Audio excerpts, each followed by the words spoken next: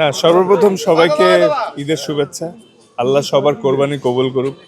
সবাই সবাই পরিবারের সাথে ঈদ উদযাপন করেন। আসলে প্রত্যেকটা বছরের ঈদই অনেক স্পেশাল। আমি যখনই সুযোগ পাই দেশে থাকলে সবসময় আমার এই জন্মস্থান জাকির হোসেন রোড এই ঈদগাহ মাঠে আর কি এসে নামাজ আদায় করার চেষ্টা করি।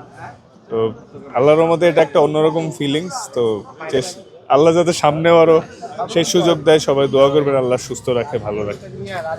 না না না, আল্লাহর রহমতে সোফার ভালো অবস্থায় আছে।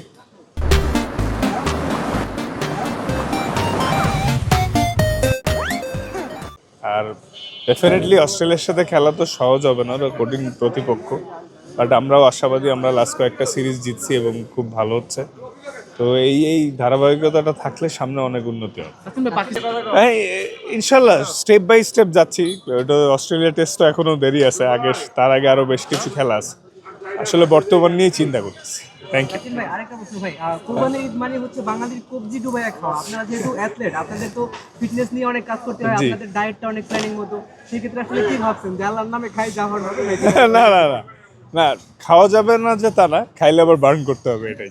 Thank you.